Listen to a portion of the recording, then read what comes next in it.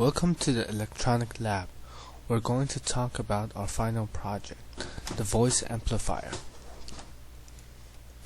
The following is the schedule of our final project. For the bonus points, remember to hand in the proposal report. This is the material set of our final project. For our main project, the voice amplifier, we will provide a power amplifier, an IC socket, a speaker, a microphone, and a voice source mother block. These materials are provided for everyone. However, you should prepare the materials of the bonus lab such as light-sensitive bulb, fire emergency alarm if you plan to implement them. For the advanced topic mentioned in the workshop, some materials can be provided. Ask the TA for more details. This is the function block of a voice amplifier. We'll input the signal either from CD player or microphone and amplify the signal, then connect it to the speaker. We have one additional requirement for our final project voice amplifier: the power supply switch circuit. We'll use the relay to switch between preset power supply and backup power supply.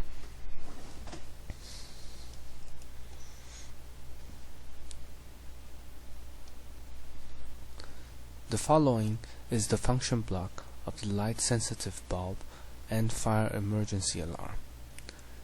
The actual circuit uses a comparator to detect the changes and triggers the buzzer.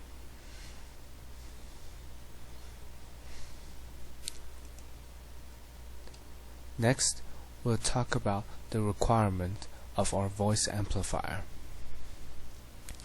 The low 3 dB point of the amplifying circuit should be less than 100 Hz. High 3 dB point greater than 20 kHz.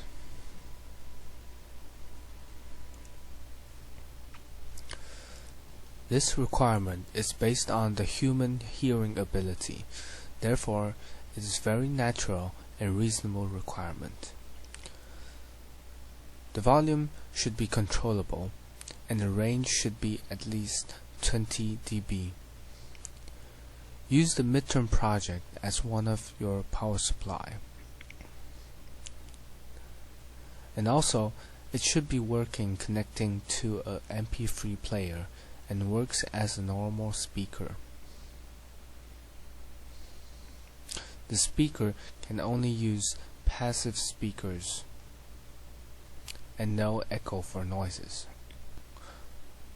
For the advanced function, we require you to construct a circuit on a PCB board for the advanced function. Any other creativity is allowed. Below are some examples: low-pass filter or high-pass filter to enhance man or women vocal, LED indicator, battery as power source, and dB meter displaying current voice amplitude.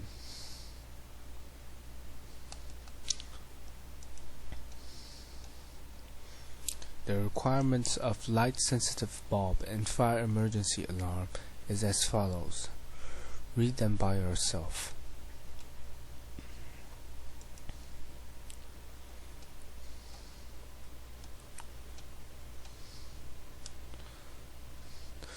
The report of the final project should contain the observation of your basic functions.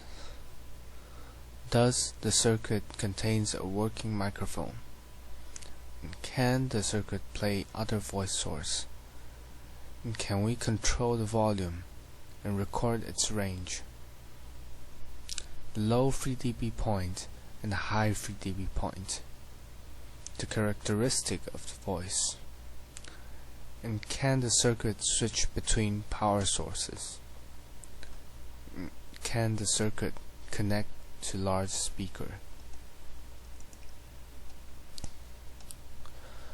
For the bonus functions, in order to get the bonus points, you have to understand the circuit you are implementing.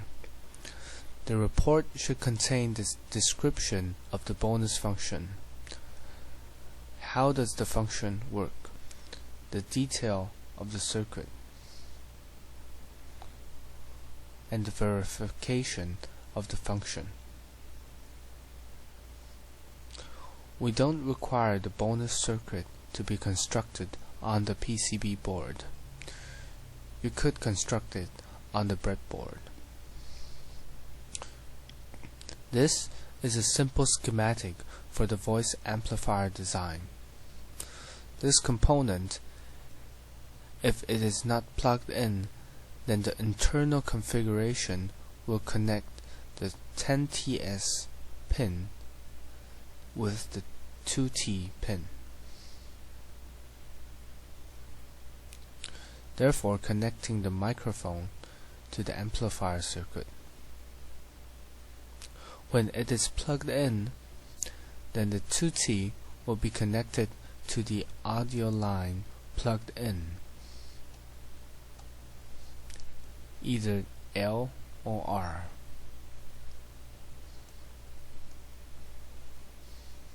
In this configuration, the audio input will be connected to the amplifier, and the microphone will be disconnected from it. If you wish to have stereo sound using the audio line, then you'll need to connect to the other part of the component, to another amplifier circuit.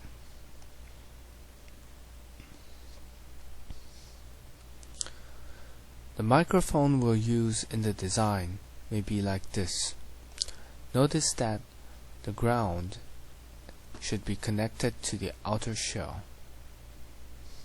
Therefore, the two pins are different. This microphone contains an amplifier within it.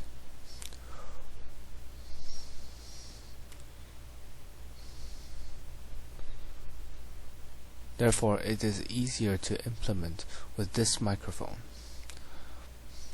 However, for those whose microphone don't have the amplifier inside, you need an amplifier circuit for the microphone signal itself. This is the design for those kind of passive microphone,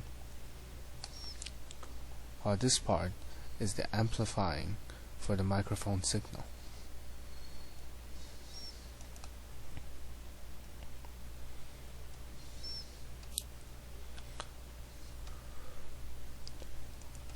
For the power source selection, we'll use a relay circuit.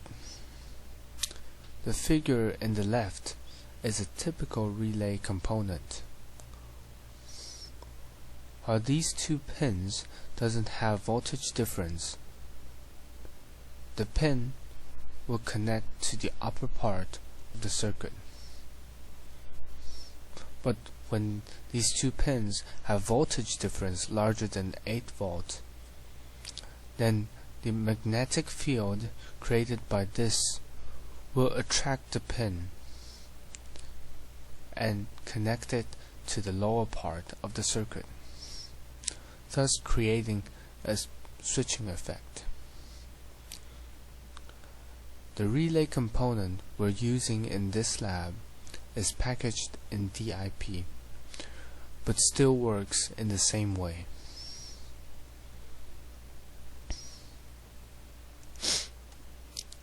Lastly, the following are the materials we provided in this lab.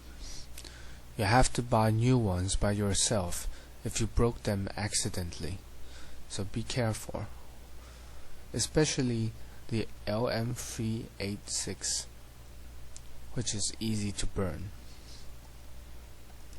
That's all for this lab. Good luck.